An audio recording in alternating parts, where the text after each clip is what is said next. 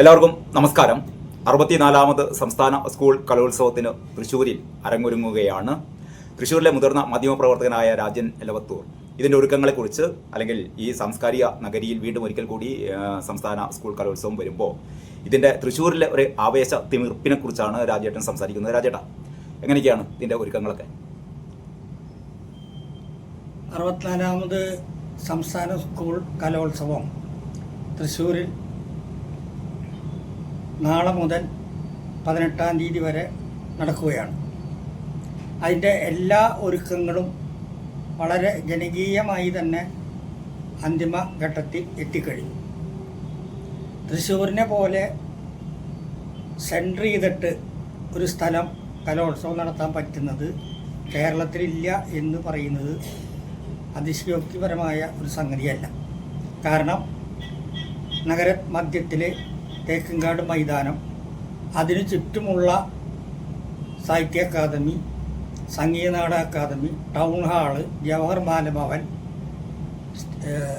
രാമനിലയം അങ്കണം, അങ്ങനെ വിവിധ വിദ്യാലയങ്ങൾ, അങ്ങനെ തുടങ്ങി എല്ലാം ഓടിയെത്താൻ പറ്റുന്ന തരത്തിലുള്ള വേദികൾ ബന്ധിപ്പിച്ചിട്ടുള്ള ഒരു സ്ഥലം ആണ് തൃശ്ശൂരിന് കലോത്സവം നടത്താൻ മറ്റൊരു പ്രത്യേകത. അല്ല, മറ്റൊരു പ്രത്യേകതയെ തൃശ്ശൂരിൽ ഈ പറഞ്ഞ സ്ഥലങ്ങളൊക്കെ ഒന്നുകിൽ സാഹിത്യം അല്ലെങ്കിൽ കല, ഇതുമായി ബന്ധപ്പെട്ട കാര്യങ്ങളാണല്ലോ അല്ലേ? അതെ. അതിൽ ഏറ്റവും പ്രധാനം ഈ പറഞ്ഞതൊക്കെ സാംസ്കാരിക തലസ്ഥാന നഗരി എന്നുള്ള നിലയ്ക്ക് അർത്ഥപൂർണമായിട്ട് സാഹിത്യം, കലയും ശാസ്ത്രവും ഒക്കെ ആയിട്ട് ബന്ധപ്പെട്ടിട്ടുള്ള സ്ഥലങ്ങൾ കൂടിയാണ്. മറ്റ് ജില്ലകളിലൊക്കെ ആണെങ്കിൽ പ്രധാന വേദിയിൽ നിന്ന് മറ്റ് പല വേദികളിലേക്ക് പോകണമെങ്കിൽ മിനിമം 2 കിലോമീറ്ററെങ്കിലും ദൂരം വരുന്ന രീതിയിലാണ് മറ്റ് ജില്ലകളിലൊക്കെ വേദികൾ നമ്മൾ അനുഭവങ്ങൾ. ഇവിടെ അതല്ല, നടന്നും പോവാം. വേഗത വേണമെങ്കിൽ തന്നെ ഒരു 2 വീലർ പോലും ഉണ്ടായാൽ നമുക്ക് ഓടിയെത്താവുന്ന തരത്തിലുള്ള ഒരു സംവിധാനമാണ് ഇതിൻ്റെ ഒരു സാഹചര്യമായിട്ട് ഒരുങ്ങിയിട്ടുള്ളത്. എന്ന് പറഞ്ഞാൽ തൃശ്ശൂർക്കാരെ സംബന്ധിച്ചിടത്തോളം മറ്റൊരു പൂരം എന്ന് വേണം പറയാം. തൃശ്ശൂരിനെ സംബന്ധിച്ചിടത്തോളം പൂരം എന്ന് മാത്രമല്ല, തൃശ്ശൂർ പൂരത്തിൻ്റെ ഒരുക്കങ്ങൾ തൃശ്ശൂർ നഗരത്തിൽ എങ്ങനെ നടക്കുന്നു അതുപോലെ തന്നെയുള്ള ഒരുക്കങ്ങളാണ് ഇവിടെ എന്നുള്ളതാണ് പറയേണ്ടതായിട്ടുള്ളൊരു സന്തോഷം. കലോത്സവം സ്വയം എൻ്റെ ഒരു ഉത്സവമാണ് എന്ന് പറഞ്ഞ് ഏറ്റെടുക്കുന്ന തരത്തിൽ ആനയില്ല എന്നുള്ള വ്യത്യാസം മാത്രമേ ഉള്ളൂ. ബാക്കി എല്ലാ സംവിധാനങ്ങളും ഇതിൻ്റെ ഭാഗമായിട്ട് ഇവിടെ ഉണ്ട്. കുടമാറ്റം, ആനപ്പുറത്തെ കുടമാറ്റമല്ല, വ്യത്യസ്തങ്ങളായ കുടകൾ ഉദ്ഘാടന സമയത്ത് പ്രധാന പവലിയനായിട്ടുള്ള തേക്കിൻകാട്ടിലെ എക്സിബിഷൻ ഗ്രൗണ്ടിൻ്റെ അവിടെ മുന്നിൽ കാലത്ത് അവതരിപ്പിക്കും. തൃശ്ശൂരിൻ്റെ പൂരത്തിൻ്റെ പ്രധാനപ്പെട്ട പാണ്ഡ്യമേളം അരങ്ങേറും. അത് ആ പൂരത്തിന് പ്രമാണിത്വം വഹിക്കുന്ന ആളുകൾ തന്നെയാണ് അത് നയിക്കുന്നത്. പിന്നെ വേഷവിധാനങ്ങളുടെ അവതരണം, അങ്ങനെ തുടങ്ങി എല്ലാ സംഗതികളും ഇവിടെ ഉണ്ടായിരിക്കും.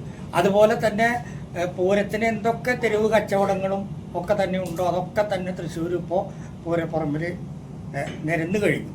അതുപോലെ തന്നെ സുരക്ഷാ സംവിധാനങ്ങൾ, അങ്ങനെ എണ്ണി പറയാൻ ഒരുപാട് സംഗതികളുണ്ട്. അപ്പോൾ 2026 സംബന്ധിച്ചിടത്തോളം തൃശ്ശൂരിൽ രണ്ട് പൂരങ്ങൾ. ആദ്യത്തെ പൂരം കുട്ടികളുടെ പൂരം. അതും തന്നെയല്ല, വ്യാപാര സ്ഥാപനങ്ങളും ഒക്കെ തന്നെ അലങ്കരിച്ചിട്ടുള്ള ചില പ്രത്യേകതകൾ. മറ്റൊരു പ്രത്യേകത, തൃശ്ശൂർ പൂരത്തിൻ്റെ 2ാം ദിവസത്തെ പൂരം എന്ന് പറഞ്ഞാൽ തൃശ്ശൂർക്കാരുടെ പൂരമായിട്ട് കണക്കാക്കുന്ന സാഹചര്യമുണ്ട്. എന്ന് പറഞ്ഞാൽ തൃശ്ശൂരിൽ താമസിക്കുന്ന ആളുകൾ വീടുകളിൽ വിരുന്നുകാരെ പൂരത്തിൻ്റെ അന്ന് സൽക്കരിക്കുകയും പിറ്റേ ദിവസം വീട്ടുകാർ പൂരം കാണാൻ പോകുമെന്ന് പറയുന്നൊരു പ്രത്യേകതയുണ്ട്. അതുപോലെ തന്നെ ഇപ്പോൾ തൃശ്ശൂരുമായി ബന്ധപ്പെട്ട സകല ആളുകളും ഇവിടുത്തെ അവരവരുടെ ബന്ധു വീടുകളിൽ ഇപ്പോൾ താവളമാക്കിയിരിക്കുകയാണ്. ഇത് കാണാൻ തൃശ്ശൂർ പൂരത്തെ പോലുള്ള കലോത്സവം കാണാൻ വേണ്ടി താവളമാക്കിയിട്ടുണ്ട് എന്നുള്ളത് വലിയൊരു കാര്യമാണ്. ഇവിടുത്തെ നഗരത്തിലും പരിസര പ്രദേശങ്ങളിലുമുള്ള ലോഡ്ജുകളും ഒന്നും തന്നെ താമസത്തിന് ഇവിടെ നേരത്തെ തന്നെ ബുക്കിംഗ് കഴിഞ്ഞിട്ടുള്ളതാണ്. പക്ഷേ കലോത്സവവുമായി ബന്ധപ്പെട്ട ആളുകൾക്ക്, പെൺകുട്ടികൾക്കും ആൺകുട്ടികൾക്കും എല്ലാ സുരക്ഷയോടും കൂടിയിട്ടുള്ള വ്യത്യസ്തങ്ങളായ സ്കൂൾ സംവിധാനം, കാര്യങ്ങളൊക്കെ ചുരുക്കി പറഞ്ഞ സംവിധാനങ്ങളൊക്കെ പക്കാ സെറ്റാണ്. പ്രത്യേകിച്ച് മാധ്യമ പ്രവർത്തകരുടെ ഭാഗത്തു നിന്നുള്ള സഹകരണം. ഇവിടെ കലോത്സവത്തിന്റെ വരവിനെ കുറിച്ച് എത്ര വിവരിച്ചാലും നമുക്ക് വാക്കുകൾ മതിയാവില്ല എന്നുള്ളതാണ് മറ്റൊരു കാരണം. അത് തൃശ്ശൂർ വരുമ്പോഴാണ് അതിൻ്റെ കലോത്സവത്തിൻ്റെ ഒരു ഇത്. അപ്പോൾ ചെറുതുരുത്തി കലാമണ്ഡലം അവരാണ് അവതരണ ഗാനം. ഇപ്രാവശ്യം കലാമണ്ഡലമാണ് അല്ലേ? അവരാണ് കേരളീയ ഉദ്ഘാടന സെഷനിലെ അവതരണ ഗാനം. അതിന് റിഹേഴ്സലൊക്കെ നടന്നുകൊണ്ടിരിക്കുന്നു. പിന്നെ പാലക്കാട് ഉള്ള ഒരു സ്കൂൾ കുട്ടികളാണ് ഇതിൻ്റെ അവതരണ ഗാനം വേറെ അത് പാടി അവതരിപ്പിച്ച് ഉണ്ടാക്കി. അപ്പോൾ അങ്ങനെ അതൊക്കെ അതിലുണ്ട്. പിന്നെ ഇവിടെ എല്ലാ വിദ്യാർത്ഥികൾക്കും അധ്യാപകർക്കും എല്ലാം തന്നെ വ്യത്യസ്ത ചുമതലകൾ. ഇതപ്പോൾ ഈ ഇവിടെയൊക്കെ യൂണിഫോം ഇട്ടിട്ട് ഹരിതാപ നിറഞ്ഞ് പിള്ളേർ ഓടി നടക്കുന്ന സാഹചര്യമാണ്. വൃത്തി ഇപ്പോൾ വേസ്റ്റുകൾ, കടലാസ് വേസ്റ്റ് പ്രത്യേകിച്ച്, മറ്റ് പ്ലാസ്റ്റിക്കും മറ്റുള്ള കംപ്ലീറ്റ് നിരോധിച്ചിട്ടുണ്ട്. അപ്പോൾ സ്വാഭാവികമായിട്ട് ഉണ്ടാകുക കടലാസ് എന്ന് വെച്ചാൽ കപ്പലണ്ടി അല്ലെങ്കിൽ പത്രങ്ങൾ ഇതൊക്കെ തന്നെ. അപ്പോൾ അതൊക്കെ ഉൾപ്പെടെ ശേഖരിക്കാൻ വേണ്ടിയിട്ട് നമ്മുടെ ഓല കൊണ്ട് തയ്യാറാക്കിയിട്ടുള്ള കൊട്ട, ചുരുക്കി പറഞ്ഞാൽ ഒരു മാതൃകാ കലോത്സവമായിട്ട് ഇത് മാറും. അതിപ്പോൾ നിരന്ന് കഴിഞ്ഞു എല്ലായിടത്തും. അപ്പോൾ അതിന് വേണ്ടിയിട്ട് അത് ഒരുക്കി കഴിഞ്ഞ് അത് കുട്ടികളും അധ്യാപകരും പ്രത്യേകിച്ച് സ്ത്രീകളായി. മറ്റൊന്ന് ഇപ്രാവശ്യത്തെ പ്രത്യേകത കോർപ്പറേഷന്റെ പുതിയ കോർപ്പറേഷന്റെ സാരഥികൾ അല്ലേ? സ്ത്രീ പങ്കാളിത്തം ഇവിടെ ഇപ്പോൾ നമ്മളിപ്പോൾ ഈ പവലിയനും ഒക്കെ ചുറ്റിയടിച്ച് നഗരം കാണുമ്പോൾ കൂടുതൽ നേതൃത്വ നിരയിൽ പുരുഷന്മാരെക്കാട്ടും ഉപരി സ്ത്രീകളുടെ പങ്കാളിത്തം കാണാം.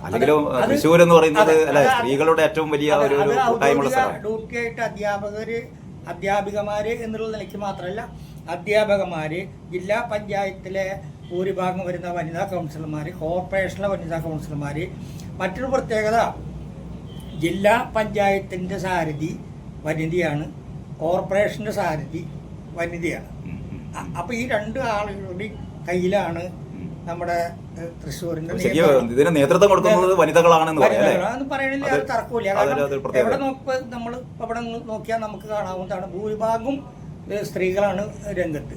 പെൺകുട്ടികളും ആൺകുട്ടികളും ഒക്കെ തന്നെയുണ്ട്, പുരുഷ അധ്യാപകന്മാരുണ്ട്. പക്ഷെ കൂടുതൽ നമുക്ക് പ്രൊജക്റ്റ് ചെയ്ത് കാണാൻ പറ്റുക ഇതിൻ്റെ സംഘാടനയും കാര്യങ്ങളുമായിട്ട് സ്ത്രീകൾ. പിന്നെ ഇതിൽ ഈ നമ്മൾ കലോത്സവത്തിൻ്റെ മറ്റ് ഒരുപാട് കാര്യങ്ങൾ ആളുകൾ നമ്മൾ വർണ്ണിക്കാനും കാണില്ല. എപ്പോഴും പിന്നിൽ നിൽക്കുന്നത്, മുന്നിലാണെങ്കിലും പിന്നിൽ നിൽക്കുന്ന ഒരു സംഭവമാണ് ഭക്ഷണശാല. ഭക്ഷണശാലയുടെ അത് എടുത്ത് പറയേണ്ട അവിടുത്തെ ഒരു വർക്ക് ഉണ്ടല്ലോ, അവർക്ക് ഈ കലോത്സവം ഒന്നും കാണാൻ പറ്റില്ല. ഈ 5-6 ദിവസം ഒരു സ്ഥലത്ത് ഒതുങ്ങിയിട്ട് ഇവർ കഴിഞ്ഞുകൂടണം. അവിടെ സ്ക്രീൻ വെച്ചിട്ടുണ്ടെങ്കിൽ അതിൽ കാണാമെന്നല്ലാതെ ഏറ്റവും കലോത്സവത്തിലെ പ്രധാന ഒരു അധ്വാനം, ശ്രദ്ധയും അല്ലെങ്കിൽ ഉത്തരവാദിത്തമുള്ളൊരു സംഭവമാണ് ഈ ഭക്ഷണശാല. കാരണം അവിടെ ഒരു ക്രമക്കേട് പോലും വരാൻ പാടില്ല, ശുചിത്വം വേണം. അത് നിയന്ത്രിക്കുന്നത് ഇത് ബന്ധപ്പെട്ട അധ്യാപകരും. അത് ഓരോ അധ്യാപക സംഘടനയാണല്ലോ. അങ്ങനെ തന്നെയാണോ കലോത്സവം എന്ന് പറഞ്ഞാല് ധനകാര്യം, ഭക്ഷണം, മീഡിയ, പ്രോഗ്രാം, അതൊക്കെ അധ്യാപക സംഘടനകൾക്ക് പങ്കിട്ടിട്ടാണ്. അവർക്ക് ആ കൂടി കിട്ടുന്നൊരു അവസരം ഈ അങ്ങനെ പറഞ്ഞാൽ തീരാത്തത്ര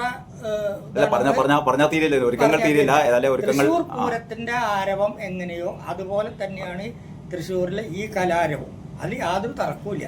ഇവിടുന്ന് ഇനിയും ആൾക്കാർ പറഞ്ഞിട്ട് ഇവിടുന്ന് തൃശ്ശൂർ വന്നവരും പറയുന്ന അനുഭവങ്ങൾ തൃശ്ശൂരിലെ പോലെ കലോത്സവം ഇവിടെ നടക്കില്ല എന്നാണ്. ഇവിടെ മന്ത്രിമാര് ശിവൻകുട്ടി, രാജൻ, ബിന്ദു, കളക്ടർ, DPI ഇവരൊക്കെ തന്നെ ത്രൂഔട്ട് ആളുകളായിട്ട് ബന്ധപ്പെട്ട് ഇവിടെയുണ്ട്. എല്ലാ വിഭാഗം ആളുകളും ഒരുക്കങ്ങൾ നടത്തിയിട്ടുണ്ട്. അപ്പോൾ എന്തായാലും മറ്റ് യാതൊരു പ്രശ്നങ്ങളും ഇല്ല എന്ന നിലയ്ക്ക് വളരെ നല്ല അന്തരീക്ഷമാണ്. ഇപ്പോൾ കുളിർ കാറ്റടിക്കുന്ന ജനുവരി മാസമാണ്. ഏതായാലും നല്ല രീതിയിൽ നല്ല വിജയപ്രദമായ കലോത്സവമായിട്ട് നമുക്ക് ആശംസിക്കാം. നമുക്ക് ഏതായാലും കലോത്സവ നഗരിയിലെ കാഴ്ചകളൊക്കെ കാണാം. അത് കണ്ടു കഴിഞ്ഞാലാണ് ഇപ്പൊ ഇന്ന് വൈകുന്നേരത്തോടു കൂടി വൈദ്യുത ദീപാലങ്കാരം സ്വർണ്ണക്കപ്പ് നഗരത്തിൽ എത്തിക്കൊണ്ടിരിക്കുകയാണ്. കുറച്ച് കഴിഞ്ഞാൽ അത് നഗരവീഥികളിലൂടെ മെയിൻ സ്റ്റേജിലേക്ക് എത്തും. അപ്പൊ അത്തരം കാഴ്ചകളൊക്കെ നമ്മുടെ ട്രൂത്ത് ലൈവിന്റെ പ്രേക്ഷകർക്ക് അല്ലെങ്കിൽ കേരള ലൈവിന്റെ പ്രേക്ഷകർക്ക് എത്തിച്ചു തരുന്നതായിരിക്കും. ഏതായാലും ഇതിന്റെ തുടക്കം എന്നുള്ള രീതിയിൽ ഇതുപോലത്തെ തൃശ്ശൂരിലെ മുതിർന്ന മാധ്യമ പ്രവർത്തകനായ രാജേട്ടനാണ് ഇതിന്റെ കാര്യങ്ങളൊക്കെ വിശദീകരിച്ചത്. അപ്പൊ ഒരുപാട് നന്ദി രാജേട്ടാ. ബാക്കി കാര്യങ്ങൾ നമുക്ക് നഗരിയിൽ പോയി കാര്യങ്ങളൊക്കെ കാണാം. Okay, thank you.